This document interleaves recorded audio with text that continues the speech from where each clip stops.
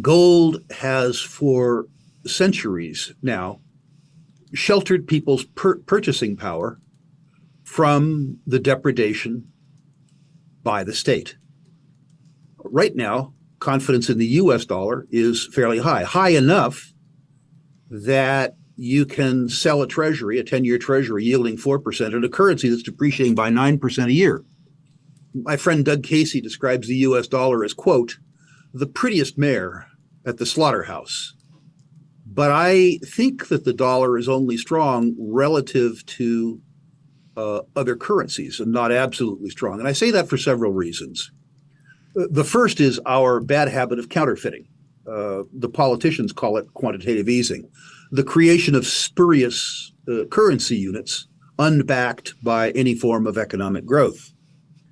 The second is more concerning to me, which is, of course, debt and deficits. It's interesting to note that the United States dollar is strong despite the fact that the on-balance sheet liabilities of the federal government now exceed $31 trillion. That's 31 with 12 zeros to keep it company, a mind-boggling number. More mind-boggling is the fact that the Congressional Budget Office, not some fat old bald libertarian named Rick Rule, but rather the Congressional Budget Office, suggests that the off-balance sheet liabilities of the U.S. federal government exceed $120 trillion. What's an off-balance sheet liability? You're looking at one. Medicare, Medicaid, Social Security, all those promises that we as a people have made to each other that we haven't provided the means to pay for. So we have a net present value of $120 trillion in unfunded liabilities on top of on-balance sheet liabilities of $31 trillion. And oh yes, we also have state and local government debts. This whole stack of debt is serviced by a federal government, which is to say taxes and fees, less expenses, that is itself in deficit to the tune of about $2 trillion a year. So rather than having the means to amortize or service this debt, we are in fact adding to it on an ongoing basis. How do we solve this problem? I don't know. And for those reasons, I am doubtful about the maintenance of my purchasing power in instruments around US dollars. But the most concerning thing to me is the fact that I have a government guarantee, the first one in my life that I believe in.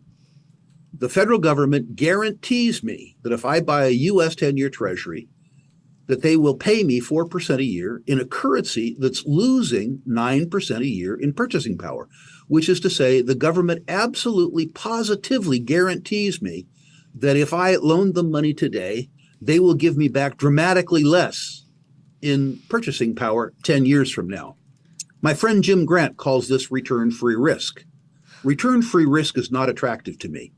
Through centuries, gold has retained its purchasing power as governments have inflated away the purchasing power of honest workers. And for that reason, I continue to believe in gold. It's interesting that I myself own a reasonably large amount of gold, despite the fact that a reasonable financial planner might say that I should own none as a consequence of my very large shareholdings, as an example, in Sprott and my ownership of gold stocks. But I own gold anyway because they allow me to sleep nights and stay calm.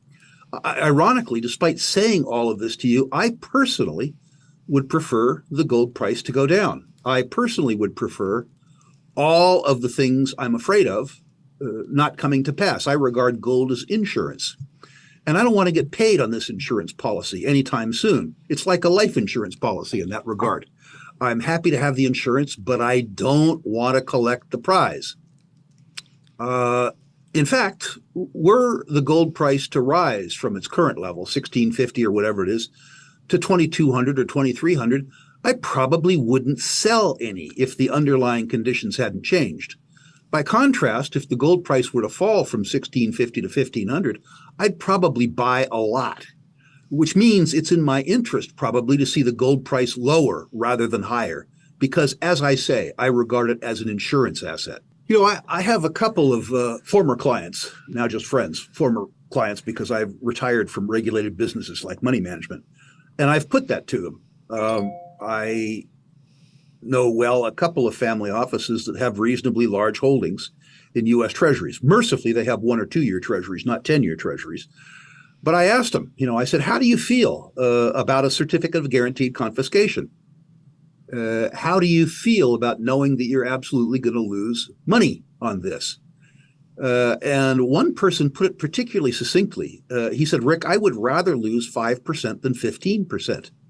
I'm afraid enough about private debt markets, particularly junk markets, and equity markets, and I'm more concerned about other foreign markets, European markets or frontier and emerging markets, than I am the U.S. market. So in an arithmetic sense, I feel much better about losing 5% in a liquid security as opposed to losing 15 or 20 in illiquid securities. That's the rational response. I'm not sure that most savers in the United States have bothered to do the arithmetic. And I'm not sure that most savers in the United States don't actually believe the Fed and Biden when they say inflation is transitory. But I don't. It is a real political tightwalk because you curb inflation by reducing confidence. You tame the animal spirits. Also, to really curb inflation, you have to rein in government expenditures. And what you find in the voting populace is that programs that benefit you are necessary and defensible, and programs that benefit others are waste and fraud and abuse. So it's difficult to me to see a circumstance where it's politically palatable, ironically, to rein in inflation. What you want as a voter is to reduce your cost of living while sloughing off increasing amounts of costs on others. And that whole process is inflationary. I think it is going to come due. We dealt with it in the 70s through really quantum inflation. In other words, we inflated away the net present value of the liability. And it would appear that that's what we're doing today. To the extent that you've promised people benefits and you give them nominal valued benefits in an inflated currency, that's one thing to do. The other thing that I think probably occurs in the next 10 years is that we have a partial return to sanity.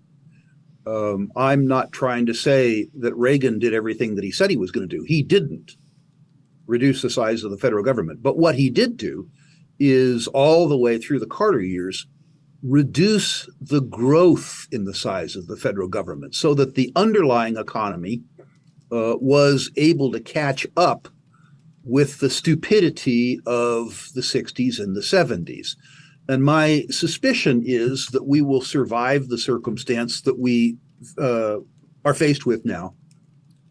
3 ways. We'll inflate away the net present value of much of the liability. We will be a little less insane with regards to the growth in government. And hopefully your generation will take the opportunity to say no to some of the unfunded liabilities. While I intend to collect my Social Security check, I haven't done it yet, but I'm going to begin to contribute it. And by the way, I'm going to contribute every check to various anti-government organizations in the United States.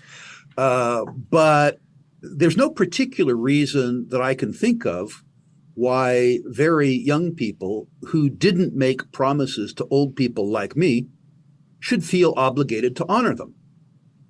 I think erasing some of the liabilities that were promised to other people, some of the entitlements that are currently unfundable, would be, if nothing else, a return to honesty.